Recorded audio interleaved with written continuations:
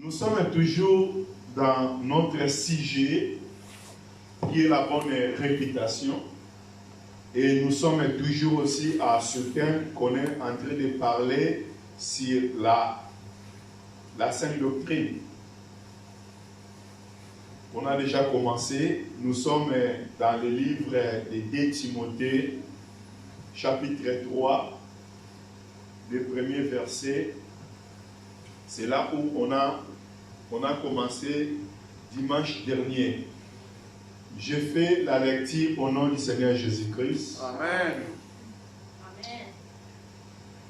Sache que dans les derniers jours, il y aura des temps difficiles, car les hommes seront égoïstes, amis de l'argent, fanfarons, hautais, blasphémateurs, rebelles à leurs parents, ingrats, irréligieux, insensibles, déloyaux,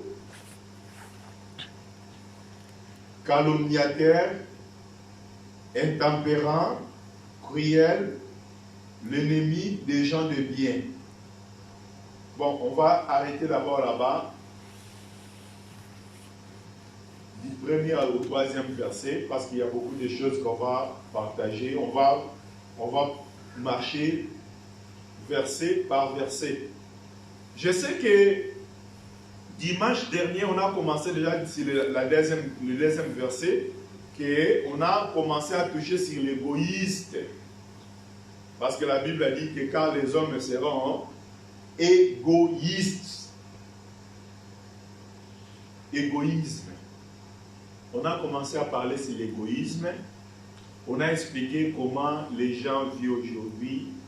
J'ai parlé des hommes de Dieu, surtout les hommes de Dieu qui sont des responsables.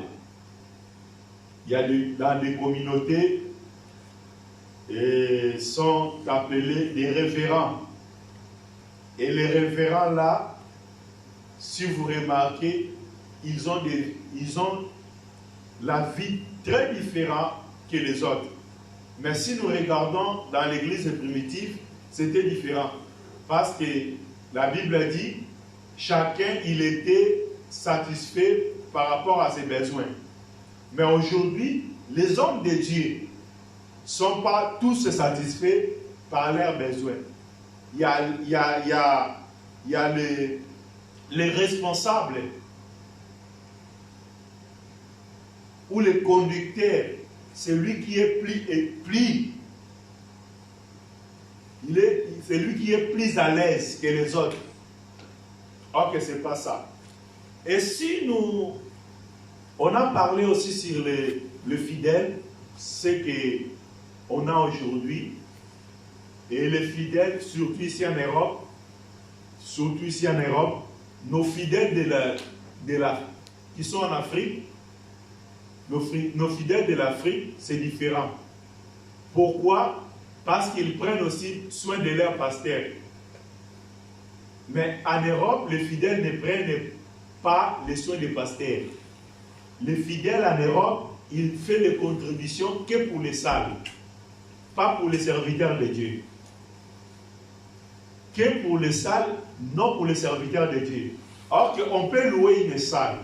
S'il n'y a pas un serviteur, il n'y a rien. Je pense qu'on a lu ensemble avec vous, si je me rappelle bien, on va vérifier le verset. C'est dans le livre des Proverbes, chapitre 14. Si je n'oublie pas, Proverbe 14, qu'est-ce que la Bible nous parle? Proverbe, chapitre 14, verset 4. Proverbe, chapitre 14, verset 4, la Bible a dit, « S'il n'y a pas de bœufs, la crèche est vide. C'est à la vigueur de bœufs qu'on doit l'abondance des revenus. »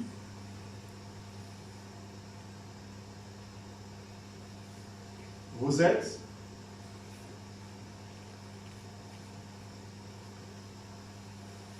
Où? il n'y a point de bœuf, la crèche est vide et l'abondance des revenus est dans la force du bœuf. Comment vous comprenez ce verset-là? Où il y a point de bœuf, la crèche est vide. C'est-à-dire, s'il n'y a pas un bœuf, la crèche est vide. Il n'y a rien. Ok? C'est-à-dire, si on a une salle comme ça, c'est une crèche. Une salle comme ça, c'est ici une crèche. Crèche, là qu'on parle, c'est là où c'est un entrepôt pour garder de la nourriture. C'est les réserves. Est-ce que maman, dans le verset de Lingala, qu'est-ce qu'il a dit?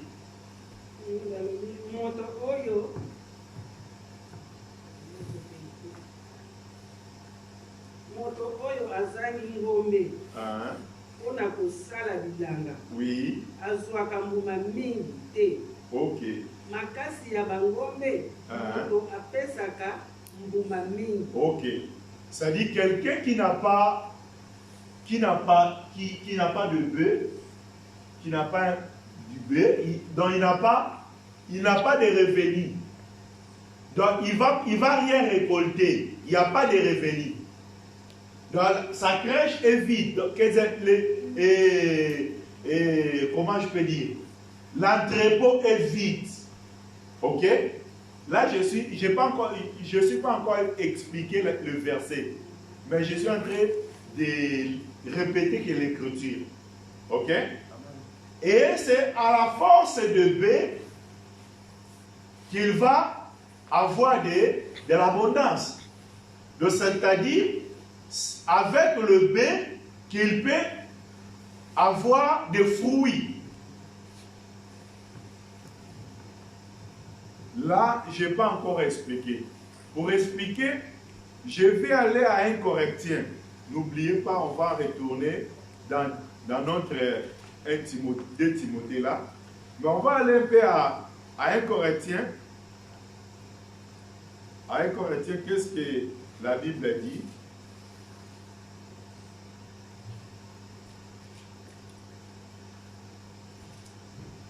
Un Corinthiens, on prend chapitre 9, 1 Corinthiens chapitre 9.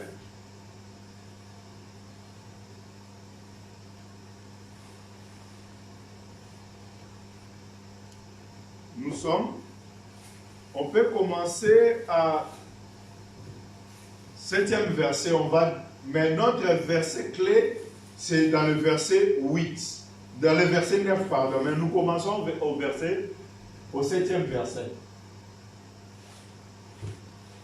1 Corinthiens chapitre 9, on commence à verset 7. Là, qu'est-ce que je suis en train de faire? J'ai besoin d'expliquer l'égoïsme qui existe aujourd'hui. Parce que dimanche, j'ai parlé des hommes de Dieu, l'égoïsme qui se trouve aujourd'hui aux hommes de Dieu. J'ai commencé aussi à expliquer l'égoïsme qui se trouve aussi dans le peuple du Seigneur.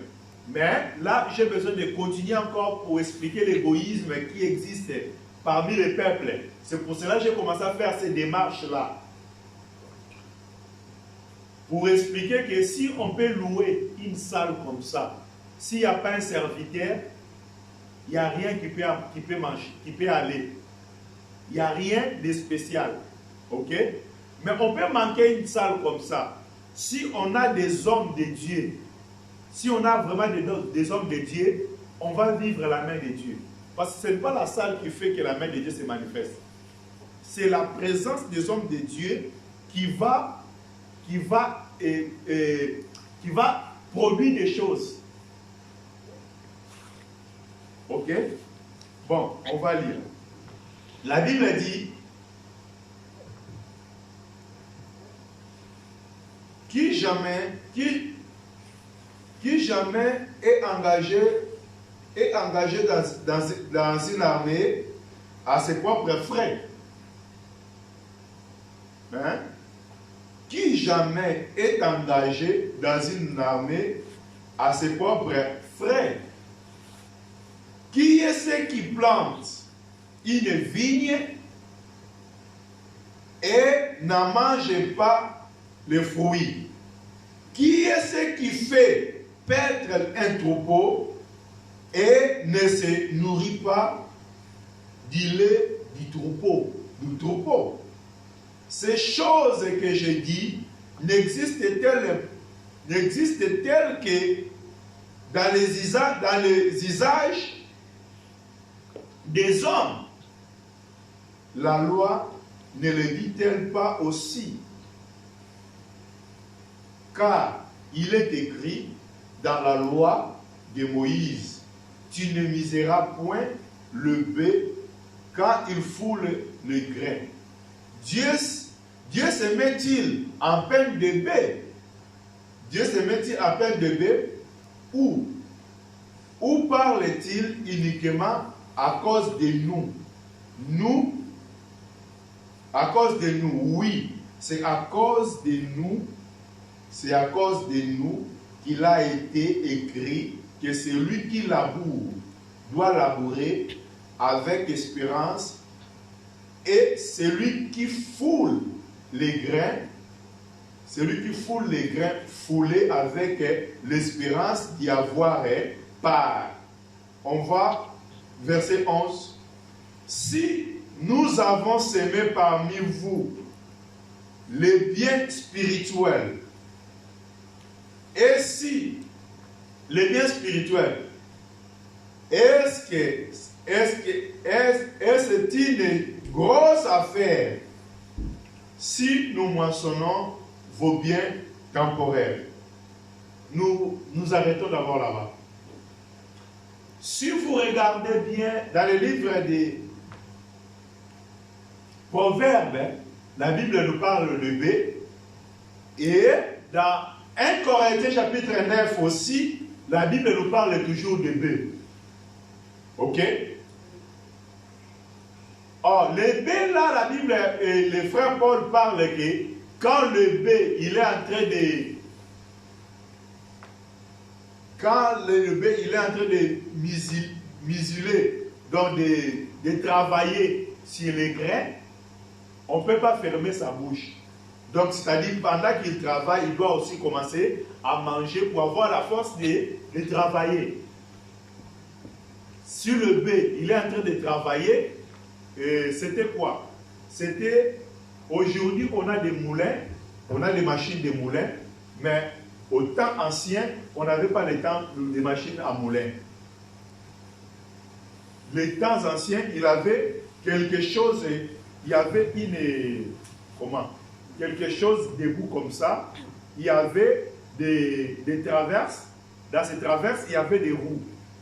Et dans les roues là, il mettait des graines en bas, et les roues, quand ils tournent, ça commence à écraser des grains. Pendant qu'il tourne là, il est en train d'écraser des grains. Et des roues là, pour qu'il tourne, l'homme pour pousser, c'était lourd. Maintenant, ça nécessitait quoi? Ça nécessitait le bœuf, il mettait ça dans les coups de bœuf, ok? Et quand le bœuf commence à tourner, et les roues aussi, ça tournait pour faire quoi? Pour écraser les grains. Et pendant que le bœuf il est en train de rouler, il peut commencer à manger les mêmes bleus là. Parce que le bœuf, il a besoin de l'énergie. Vous voyez? Et maintenant, dans le livre d'abord dans le livre des Proverbes, la Bible dit que quand il n'y a pas le bœuf, la crèche est vide. C'est-à-dire, quand il n'y a pas, on a expliqué aussi le bœuf comme un serviteur. On a parlé de ça, non? On a expliqué qu'un bœuf, quand on parle de bœuf dans la Bible, on parle des serviteurs. Les hommes que Dieu a établis dans son travail, dans son œuvre. Les serviteurs de Dieu représentent aujourd'hui le bœuf. Et quand la Bible là parle que quand il n'y a pas de bœuf, la crèche est vide, c'est-à-dire quand on n'a pas un serviteur que Dieu a établi, on peut travailler par nos propres efforts. Parce que Dieu ne manifestera pas. C'est pour cela que la crèche sera vide. Aujourd'hui, on peut avoir beaucoup de gens dans l'église. Ce n'est pas ça, ce qui montre qu'on est avec Dieu. Mais on peut être minoritaire, mais la main de Dieu est avec nous. On peut faire des grandes choses que les gens qui sont beaucoup. Ok? C'est-à-dire, dans nos vies, on a besoin de la main de Dieu. Or, la main de Dieu là, ça doit manifester à travers l'homme que Dieu a établi. Ok? Mais s'il n'y a pas cet homme-là que Dieu a établi, la maison sera vide. C'est-à-dire, on peut louer cette salle ici. S'il n'y a pas un serviteur que Dieu a établi, la salle est vide. La salle est vide. La raison pour laquelle frère Paul a commencé à expliquer ces choses, que quand le bœuf il est en train de travailler, on ne peut pas fermer sa bouche. Il doit manger pour avoir la force. C'est-à-dire maintenant, l'homme qui met le bœuf à travailler, ferme sa bouche, il est un égoïste. Vous voyez? L'homme qui met un bœuf à travailler et sans le donner à manger, il est un égoïste. Parce que le bœuf, il n'aura pas la force pour continuer à bien travailler. Mais si le bœuf, il est en train de travailler, c'est-à-dire, l'homme, il n'est pas égoïste. Il connaît que moi, je dois manger et mon bœuf aussi doit manger. Parce qu'à travers de la force de bœuf, qui va donner encore beaucoup de la nourriture. Paul, il a dit maintenant que ces choses-là, est-ce que Dieu a parlé ça seulement à l'usage des hommes? Non. Dieu a parlé ça en pensant de nous. Quand il parle de nous, il parle des serviteurs de Dieu. Mais si vous regardez la vie de Paul, il ne vivait pas, il ne regardait pas les offrandes. Ok? Je vous ai dit dimanche, même si moi là, je ne vais pas mettre ma vie, toute ma vie dans les offrandes, mais c'est un droit. C'est le droit des serviteurs. Un serviteur qui travaille dans l'œuvre du Seigneur a droit aussi à bénéficier dans l'œuvre du Seigneur. La raison pour laquelle la Bible nous dit que vous avez déjà vu un homme qui s'engage dans une armée avec ses propres frais. Quelqu'un qui va se mettre dans l'armée, parce que nous sommes des militaires. Paul a dit, souffre avec moi comme un soldat de Jésus. On a dit ça dans 1 Corinthiens chapitre 2 Timothée chapitre 2. La Bible dit que Paul a dit, souffre avec moi comme un soldat de Jésus. Nous sommes des soldats. Mais maintenant, on ne peut pas travailler comme un soldat. L'œuvre du Seigneur, c'est comme une armée. Celui qui accepte de travailler pour le Seigneur, il est un soldat du Seigneur. Il est dans l'armée céleste. C'est nous. L'armée de Dieu, c'est nous. Shalom. Shalom. Maintenant, un serviteur de Dieu ne peut pas travailler dans l'armée là avec ses propres frais. Ce n'est pas une bénédiction pour l'Église. L'Église, pour être bénie, il faut que l'Église prenne soin aussi des serviteurs de Dieu. Là, c'est le principe des choses. Ok? Et il a ajouté encore, est-ce que vous avez déjà trouvé quelqu'un qui laboure, qui est en train de faire les champs? Il travaille avec espérance. Pourquoi? D'avoir quelque chose là, le champ là qu'il est en train de faire. Et maintenant, si aujourd'hui, lui, il a semé des choses, et demain, la terre ne veut pas donner le fruit à la personne qui a semé. Vous voyez que c'est le contraire. L'homme, il n'aura pas l'énergie de continuer à travailler. Il a ajouté encore, qu'est-ce qu'il a dit? Il a dit même celui qui est un berger, celui qui paie les troupeaux. Celui qui paie les troupeaux, il a droit aussi, ok, à quoi? Il a droit au lait du troupeau. Il doit bénéficier du lait du troupeau. Vous voyez? Dans ces choses, la Bible a dit que toutes ces choses que Paul a parlé, que Dieu a parlé, il a parlé ça par rapport à nous. Verset 11. Verset 11, la Bible a dit, si nous avons semé parmi vous le bien spirituel, un pasteur, les hommes de Dieu qui prêchent la parole de Dieu, sèment des choses spirituelles. La parole de Dieu sont des choses spirituelles. N'oubliez pas les jours que Jésus a visité la maison de Marie et Marthe. Ok? Marie était à côté de Jésus, au pied de Jésus, écoutait la parole du Seigneur. Marthe, elle était dans la cuisine, en train de faire des travaux ménagers. Ce n'était pas mauvais pour préparer quelque chose pour Jésus, parce qu'ils ont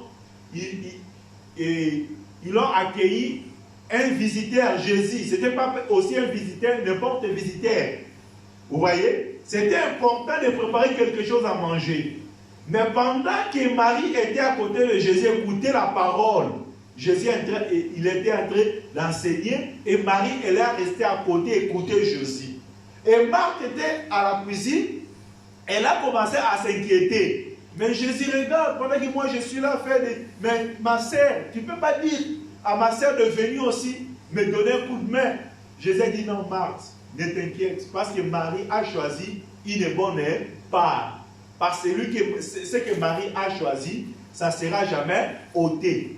Vous voyez? Ça dit la parole du Seigneur. La parole du Seigneur, c'est l'essentiel de notre vie. C'est la chose la plus importante de notre vie. Si tu gardes bien la parole du Seigneur, cette parole ne sera jamais ôtée dans ta vie. Vous voyez? Mais ce n'était pas mauvais aussi la nourriture. Mais la nourriture sont des choses passagères. On mange aujourd'hui, on mange demain. Mais la parole que nous prenons, c'est la parole qui nous donne la vie éternelle. Vous voyez? C'est pour cela l'apôtre Paul a dit, si on a semé des choses spirituelles, pendant que je passe ici, tous les sacrifices que je vais faire, c'est pour semer des choses spirituelles. Pour semer des choses spirituelles. Bien aimé, les gens qui cherchent des mariages, je parle souvent à Fatima, tu peux courir vers les mariages, mais si tu n'as pas Dieu, le mariage n'a pas de sens. Aujourd'hui, on a beaucoup de divorces. Pourquoi? Parce que les gens, ils n'ont pas la parole du Seigneur. La parole du Seigneur, c'est l'assurance de tout. La parole du Seigneur met l'équilibre à toutes les choses. Aujourd'hui, même Dieu me fait grâce, je deviens un PDG, je deviens un milliardaire, je serai équilibré parce que j'ai la parole du Seigneur. Mais quelqu'un qui n'a pas la parole du Seigneur, aujourd'hui, si Dieu lui donne des milliards, il devient, et ça va l'amener à faire des choses, des folies. Est-ce que vous comprenez? Et maintenant, aujourd'hui, il y a beaucoup qui demandent des choses. Ils demandent des choses, mais ils ne savent pas que Dieu connaît sa vie, Dieu connaît sa disposition de son cœur. Dieu sait que si je le donne, c'est fini. Il va s'écarter de moi.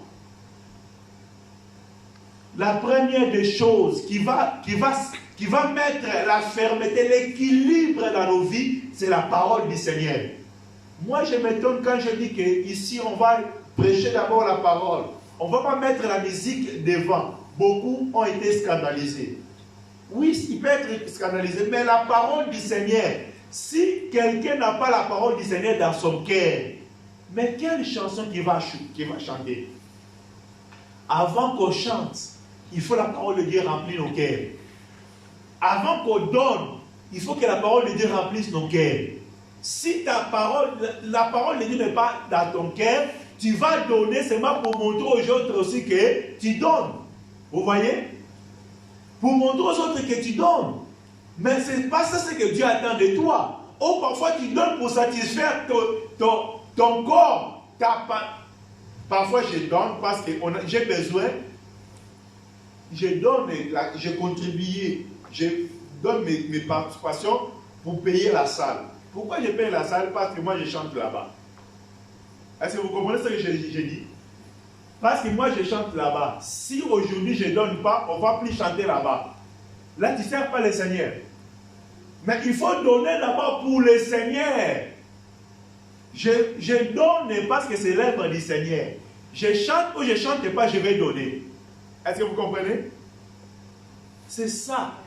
Aujourd'hui, les hommes, nous sommes en train de penser que pour notre vie, pour notre intérêt, c'est ça l'égoïsme. L'égoïsme, les gens pensent que ce n'est pas l'égoïsme, c'est quand, oui, on peut faire aussi des choses. Moi, je pense que je suis en train de servir le Seigneur, mais je sers le Seigneur avec égoïsme. Que le Seigneur nous bénisse. Amen. Nous devons prendre soin. Moi, je vous dis chaque fois, je ne suis pas éternel. Je prêche la parole du Seigneur aujourd'hui ici à Saint-Nazaire, mais demain, parfois, je ne serai pas à Saint-Nazaire.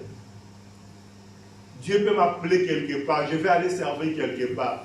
Mais il y aura des serviteurs dans cette église. Dieu va susciter des serviteurs. Dieu va envoyer des serviteurs qui peuvent prendre soin de cette œuvre. Moi, je crois ça. Je crois ça. Je ne serai pas ici demain. Mais celui qui sera là, parfois, il n'aura pas de même grâce que moi. Des grâces quoi? Parce que chacun de nous a des grâces différentes. Mon frère, nous ne pouvons pas nous comparer. Ce qui fait défaut aujourd'hui, les gens sont là seulement pour faire des comparaisons. Des comparaisons jusqu'à dans l'œuvre du Seigneur aujourd'hui. Ce qui fait mal. Nous ne sommes pas pareils. Moi, j'ai des jumeaux là. Ils ne sont pas pareils. Même s'ils étaient pareils de figures, mais des comportements, ça devait être aussi différent. Ok? Nous sommes différents. Je vous dis quelque chose. J'étais quelque part, je servais quelque part. Pendant que j'étais là, vous savez, il y avait des personnes qui venaient. Quand j'ai quitté, aujourd'hui je suis avec vous, avant de servir ici, je servais quelque part. Quand j'ai quitté, il y a des fidèles qui venaient, ils ont commencé à reculer. Il y a un serviteur qui a dit non, parce que l'homme de Dieu qui était là, il vivait, donc il avait la vie différente. Bon, je n'ai pas besoin de tout détailler, mais seulement, et que la vie que moi j'amenais là-bas, c'était différent avec sa vie. Parce que moi, je ne dépendais pas de l'offrande. Mais lui, quand il est venu, il fallait qu'il dépende des offrandes. Parce qu'il ne travaillait pas. Il n'avait pas quelque chose à faire à côté. S'il ne fait pas quelque chose à côté, ce n'est pas péché. Parce que Dieu l'a appelé dans son œuvre. Ok? Ce n'est pas péché. Comme Paul, il faisait quelque chose à côté. Mais si tu regardes Pierre, il ne faisait pas des choses à côté. Pierre, il était là pour servir le Seigneur. Aujourd'hui, il y a des pasteurs aussi qui sont là pour servir que le Seigneur. Si on a un pasteur comme ça, ce n'est pas mauvais. Mais seulement, pasteur, il va tirer conséquence de la vie de l'église. J'ai une petite église. Parfois, j'ai 20 membres, 10 membres, 15 membres. Et ces membres-là, ici en Europe, parfois, il y a des membres qui travaillent parce qu'il y a du travail. Mais chez nous, au pays, il n'y a pas de travail. Si j'ai une église de 15 membres au pays qui ne travaillent pas, et moi j'ai besoin de vivre par l'offrande, est-ce que l'offrande là sera équilibrée pour me soutenir? Et le pasteur, il ne tenait pas compte de ça. Quand il est venu, il a commencé à dire quoi? Vous ne prenez pas soin des hommes de Dieu, vous êtes mauvais. Il n'y a pas un peuple qui est mauvais. Shalom. Il n'y a pas un peuple qui est mauvais. Il n'y a pas un peuple aussi qui est bon. Mais ça dépend de l'attitude, l'enseignement que le pasteur va présenter. Et l'enseignement qu'il te donne aussi, ne faut pas attendre que tu récoltes directement. Quand je vous prêche là aujourd'hui, et aujourd'hui aussi je vois que votre vie change, votre décision change. Non. On peut prendre le temps. Mais la parole de Dieu, comme c'est une sémence, ça va produire dans la vie des gens. Mais aujourd'hui, le pasteur, il veut que, quand je prêche aujourd'hui, que je vois directement les choses se manifestent dans la vie du peuple. Non. Nous sommes là pour s'aimer et pour arroser. Celui qui fait croître, c'est le Seigneur. C'est le Seigneur qui touche le cœur. Et le pasteur, il a commencé à parler de gros mots au-delà de la chair. Qu'est-ce qu'il va faire? Va décourager les gens, ils vont reculer derrière. Pourquoi? À cause il n'a pas utilisé la sagesse de discerner chaque des circonstances. Toi, moi que je viens de commencer, j'ai 5 membres. Est-ce que je vais comparer ma vie avec un pasteur qui a commencé il y a 10 ans, qui a 100 membres, 200 membres, 300 membres? Mais aujourd'hui, le pasteur vient commencer aujourd'hui, il veut rouler avec 4 kilos, parce que l'autre pasteur aussi roule avec 4. On a vu ça. Les choses que je vous parle, ce n'est pas des choses que j'ai entendues, mais ce sont des choses que moi je vis comme ça.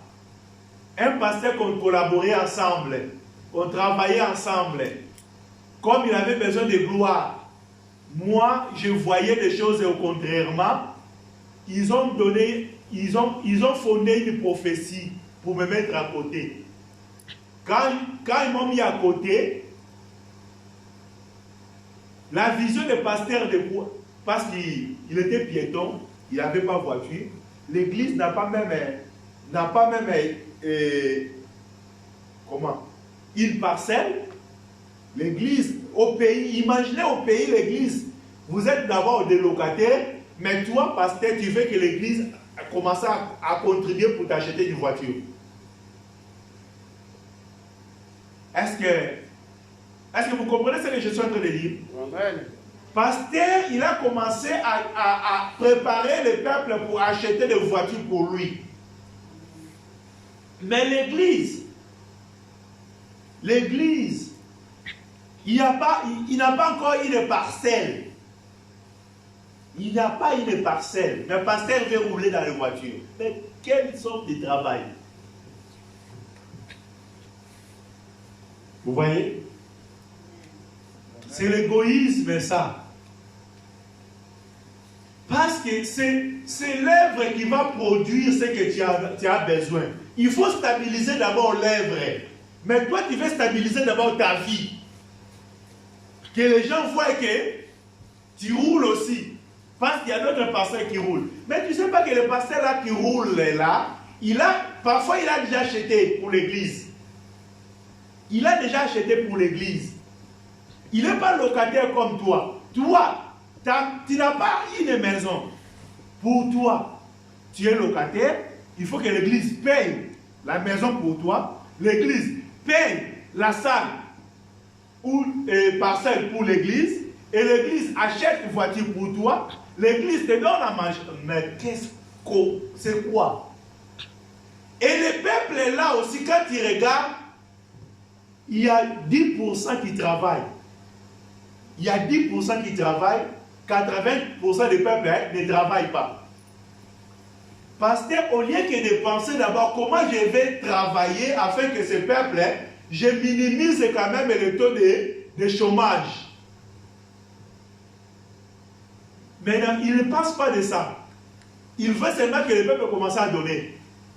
Au lieu que lui, qui change d'abord la vie du peuple, mais lui, il veut seulement que sa vie change. Est-ce que vous comprenez les choses que je suis en train d'expliquer? Moi, si j'ai besoin que demain, Yvon Carlito et frère Carlito portent quelque chose à moi, il faut que moi j'investisse dans sa vie. Vous comprenez? Amen. Donc je sais qu'il ne travaille pas, il faut que je cherche qu'est-ce que je vais faire afin que ces frères-là trouvent un travail. Et demain, s'ils trouvent un travail, il portera quelque chose pour l'œuvre du Seigneur. C'est ça. Que le Seigneur nous bénisse. Amen. On a beaucoup de choses à expliquer. On a beaucoup de choses à expliquer. On a beaucoup de choses à expliquer. Et maintenant, vous verrez que dans ces églises-là, il y a toujours les appels du fond. Du 1er janvier au 31 décembre, il y a les appels du fond. On veut faire ça, demande l'argent. On veut faire ça, demande l'argent. On veut demande l'argent. Il y a parfois 3-4 pasteurs dans l'église, tous sont des locataires.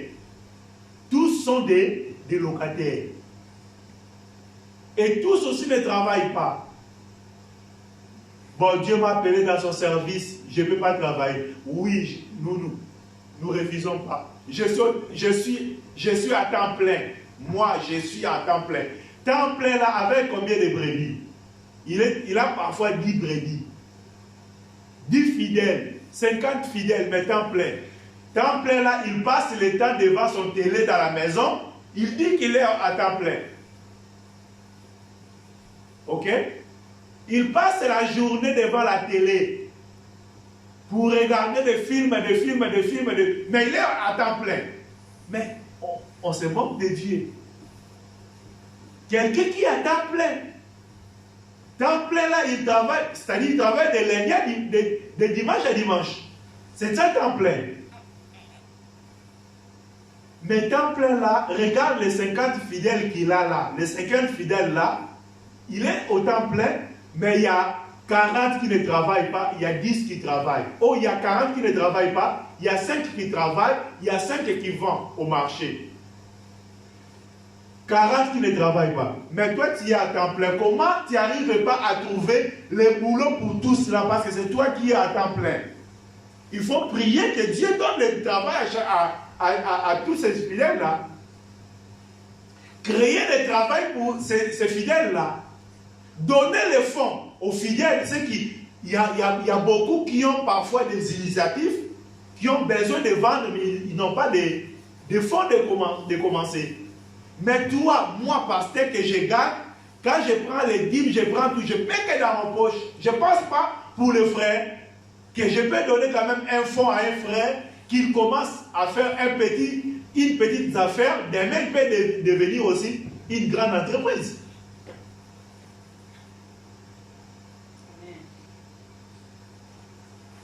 L'égoïsme. Vous savez, même si ici en Europe, s'il y a taux de divorce, il y a taux de divorce. Ici en Europe, il y a taux de divorce. C'est à cause de quoi? À cause d'égoïsme aussi. L'égoïsme aussi en Europe, c'est ça qui cause trop de divorce. Et ces divorces, vous savez, c'est dit à quoi?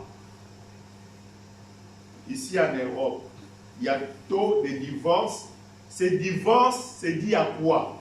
C'est dit à les droits que les Européens ils ont mis en place pour des familles. Les allocations. Shalom? Shalom. C'est les allocations qui causent des divorces ici en Europe. Or, ce n'est pas mauvais. Les allocations, ce n'est pas mauvais. L'allocation familiale, ce n'est pas mauvais. Chez nous au pays, si Dieu nous fait grâce et un jour que nos pays grandissent aussi, hein? Demain, si Dieu fait grâce aussi, nos pays grandissent, il arrive aussi à mettre ça en place, ça sera une bonne chose. C'est pour aider les familles. Mais aujourd'hui, c'est ça le problème, c'est ça l'origine des divorces en Europe. Aujourd'hui, il y a beaucoup de femmes qui ne veulent pas rester avec les hommes parce qu'il va gagner, il va toucher cet argent-là. Femme saine. Femme saine. Pourquoi?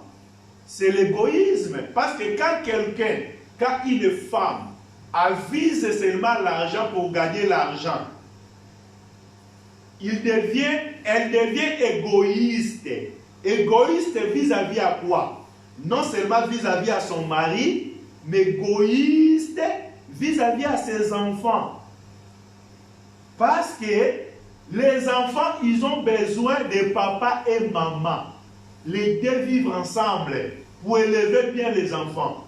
Mais à cause de l'égoïsme là aujourd'hui, les femmes aujourd'hui, ici en Europe, ils ne visent pas, elles visent plus l'avenir de leurs enfants.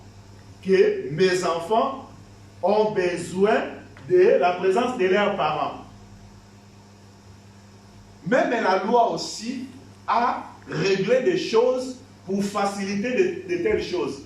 Aujourd'hui, si vous vérifiez bien, les taux de sans-abri, on appelle ça de quoi? Des SDF. Hein? SDF. Il y en a beaucoup qui sont des hommes et des femmes. Parce qu'ici en Europe, aujourd'hui, la priorité c'est les enfants, c'est la femme, les chiens et les maris. Vous savez qu'il y a moins de chiens qui dorment dehors que les hommes. Je ne sais pas si je me trompe. Il y a moins de chiens qui dorment dehors que les hommes. Il y a beaucoup de hommes qui dorment dehors, mais il y a moins de chiens qui dorment dehors.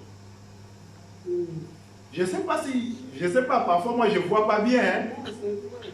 Parfois moi je ne vois pas bien.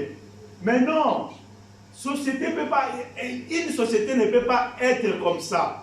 On doit vivre ensemble.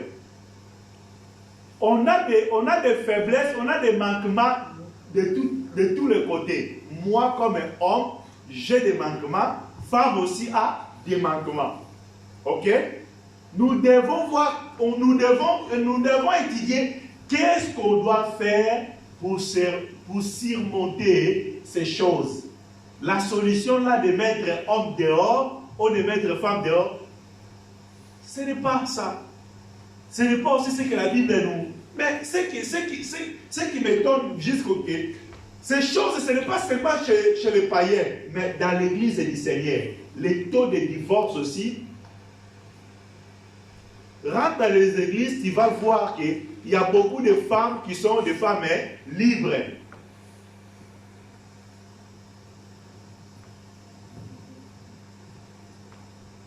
C'est l'égoïsme. C'est l'égoïsme.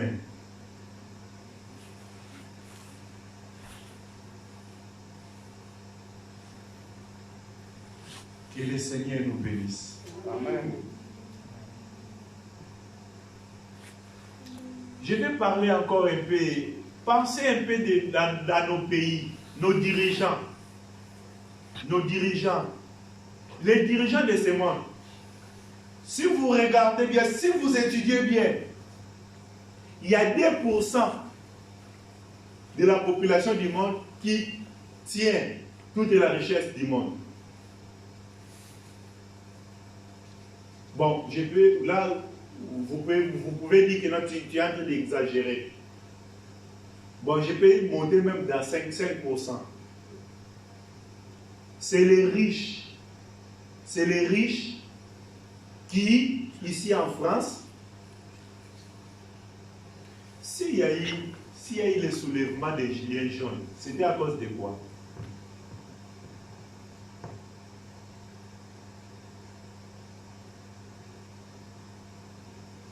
C'était à cause de quoi? Vous vous souvenez? Pouvoir d'achat. Pouvoir d'achat là, ça ne touche pas les riches. Hein? Parce que les riches, ils achètent comme ils veulent. Hein?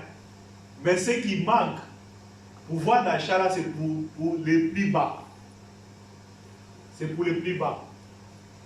Et parmi ça, la raison qui a poussé beaucoup les gens de marcher, de faire ce qu'ils ont fait là-bas, c'est parce que Macron, il avait enlevé, il avait suspendu les taxes des riches. Et leurs taxes là, ça donne beaucoup d'argent. Mais il avait commencé à réduire 5 euros, 5 euros, 5 euros, ce qui donne les pauvres. Vous vous souvenez de ça? Ouais. Il voulait encore ajouter que les hommes travaillent encore plus. Ceux qui travaillent plus là, ce sont les quoi? Les plus bas là. Les plus hauts, ils ne travaillent pas comme nous là. C'est l'égoïsme. Nous retournons maintenant dans nos pays. Nous retournons dans nos pays. Imaginez, regardez quand nos présidents ils rentrent dans le pouvoir. Leur fortune, leur richesse est comment? Est-ce qu'ils présentent leur richesse? Ici, quand tu rentres, il faut que tu présentes les richesses que tu as. Ok? Et quand tu vas sortir aussi, il y a un audit. Il y a un audit aussi qui se fait. Ok? Mais dans nos pays, un homme avec le sokoto des moules, hein, il vient, il prend le pouvoir. Il vient avec quoi? Les bottes. Les bottes de... Ici, on appelle ça quoi? Les bottes de pluie, oui. Un homme, il vient avec ça. Mais demain, il devient un milliardaire.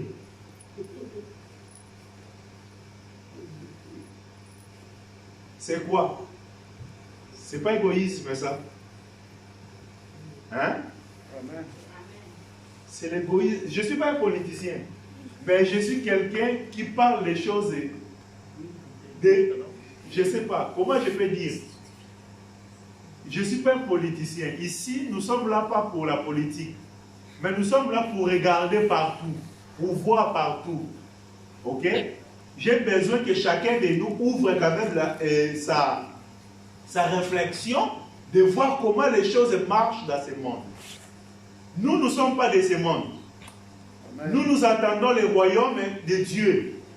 Ok? Amen.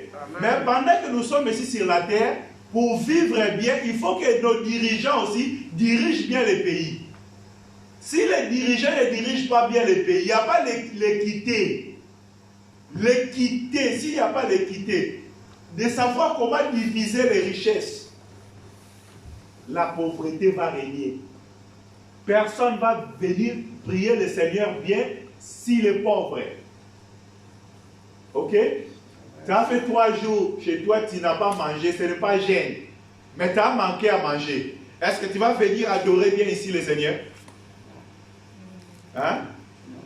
Parce que même là, moi, quand je parle que, même dans nos pays, quand vous voyez que les églises sont remplies là, bon, je ne sais pas si vraiment c'est la foi. Hein? Je ne sais pas. Je ne m'en doute pas, mais je ne sais pas si c'est la foi. Mais, donnez seulement le travail à ces hommes-là. Tu vas maintenant calculer la foi pour savoir qui a la foi ou qui venait pour avoir quelque chose. Parce que comme ils n'ont pas, on ne peut pas déterminer. Mais donnez d'abord du travail. Une femme qui ne met pas au monde, elle vient chaque dimanche à l'église. C'est comme la sœur Anne. Elle venait à l'église. Ok? Elle cherchait le Seigneur. Parce qu'il n'avait pas des enfants. Aujourd'hui, il y a beaucoup aussi qui viennent à l'église comme ça, ils cherchent les enfants. Mais demain, Dieu donne les enfants. Regarde maintenant cette femme. La raison, les enfants, j'arrive pas à beaucoup de travail parce que les enfants là, mais c'est toi qui as demandé les enfants. Mais aujourd'hui, les enfants deviennent un scandale, un obstacle afin que tu ne viennes pas à l'église. Il y a beaucoup qui demandent le travail. Mais demain, quand Dieu donne le travail, l'excuse maintenant de ne pas venir à donner, ça devient le travail. C'est dit, papa, beaucoup de travail, beaucoup de boulot. Je suis retourné cassé. Mais c'est toi qui cherchais le travail. Shalom. Shalom. On ne reconnaît pas quelqu'un quand il manque. il ne reconnaît pas quelqu'un aussi quand il y en a beaucoup. Celui qui a beaucoup, attendez le jour qu'il n'aura plus. Celui qui n'a pas, attendez le jour qu'il y aura beaucoup. J'étais d'abord dans notre sœur Anne. Anne, quand elle n'avait pas les enfants, il allait toujours à l'église. Et il a fait un vœu devant le Seigneur. Seigneur, le jour que tu me donneras un fils, je te donnerai. Ok? Dieu a écouté, Dieu a donné aussi Samuel. Quand Dieu a donné Samuel, Anne, elle n'était pas égoïste devant Dieu. Il a dit, Dieu, c'est toi qui m'as donné. J'avais fait aussi un vœu. Il a donné. Il donne à Dieu. Aujourd'hui, beaucoup, il faut que Dieu donne. Lui, quand Dieu donne, pour lui, il ne veut plus donner. Il a dit, non, ça c'est pour moi, c'est fini. Mais Anne, Dieu a donné. Quand Dieu a donné à Anne, Anne aussi a redonné. Donc, c'est Dieu qui m'a donné, je vais donner aussi à lui. Ok? Là, je suis en train de parler quelqu'un qui n'avait pas. Celui qui n'avait pas. Le jour qui aura, tu vas voir maintenant. Pour Anne, ce n'était pas comme ça. Anne n'était pas égoïste devant Dieu. Anne, il a reconnu, c'est Dieu qui l'a donné. Lui aussi a fait quoi? Il a donné encore à Dieu. Aujourd'hui, il y a des femmes, il y a des hommes comme ça. Quand Dieu donne, lui aussi il donne. Comment on donne à Dieu? Les offrandes qu'on donne, ça, on donne à Dieu. Oui. Quand tu achètes quelque chose pour la salle, comme ça, tu donnes à Dieu. Comme Anne. Quand Dieu a donné un garçon à lui, il a mis ce garçon dans le service de Dieu. Samuel, Samuel a passé toute sa vie dans la maison de Dieu. Il a gardé seulement les enfants pendant qu'il s'effraie. Après la séfrage, elle a mené Samuel chez Élie. Il a laissé Samuel là-bas. C'est comme ça qu'il a donné. Il a donné son fils dans le service de Dieu. Son fils, il est resté là-bas toute sa vie. Parce que Anne, il a promis ça à Dieu. Oui. Anne a promis, il a donné aussi. Mais aujourd'hui, nous promettons des choses à Dieu, mais nous ne réalisons pas. Il y a beaucoup aujourd'hui. Parfois aussi, Carlito, tu viens au Seigneur, tu n'as pas encore du travail. Demain, on va te voir quand tu auras du travail. Si tu viendras toujours prier le Seigneur, c'est là où on va comprendre, ah oui, Carlito a compris les choses de Dieu. Aujourd'hui, on n'a pas encore compris. Parce qu'aujourd'hui, tu n'as pas. Demain, trouve seulement un travail, commence à gagner 1000 euros, 1500 euros par mois. Si on voit que Carlito vient toujours, on va dire, ah, Seigneur a touché le cœur de Carlito. Carlito a compris les choses de Dieu. Sinon, quand tu auras du travail, on ne te verra plus. Je viendrai te chercher, oh, il était ici, il est déjà parti. Il est sorti avec ses amis. Ah, comme ça, c'est fini. C'est fini.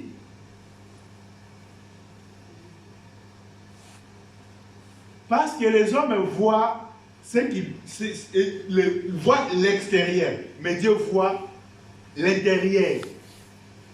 On a le travail de vous travailler d'abord l'intérieur. Si l'intérieur n'est pas encore bien préparé, l'extérieur aussi ne sera pas dans le service du Seigneur. Ok? Amen. Bon, je vais dire maintenant à quelqu'un qui avait beaucoup, et demain, si nous voulons confirmer qu'il est avec Dieu, il faut qu'on voie quand il n'aura plus. Ok? On va voir l'exemple de qui? Un homme qui avait beaucoup. Mais un jour, Dieu a tout retiré. C'est la vie de Job. Job avait beaucoup, il marchait avec Dieu. Mais le jour que Dieu a décidé, bon, je vais tout retirer à Job. Job a dit, non, je ne serai pas égoïste devant Dieu. Quand j'avais beaucoup, j'étais fidèle à Dieu. Mais aujourd'hui, je manque. Je serai toujours fidèle à lui. Sa femme a dit, non, non, Job, ce que tu es en train de faire, c'est l'erreur. Maudis seulement les dieux là. Maudis le nom de Dieu. Tu vas mourir. Tu vas rester toujours à souffrir comme ça. Job a dit, si j'ai reçu le bien devant le Seigneur, est-ce que je ne peux pas recevoir aussi le mal devant le Seigneur? Dans toutes les choses, Job n'a pas péché devant Dieu. Que le Seigneur nous bénisse. Amen. On va arrêter d'abord là-bas, on va continuer. On a touché toujours sur l'égoïsme. C'est très important. Et on va prier le Seigneur. Prier le Seigneur pour cette parole que Dieu nous a donnée. Remercier le Seigneur. Dieu est bon. Dieu est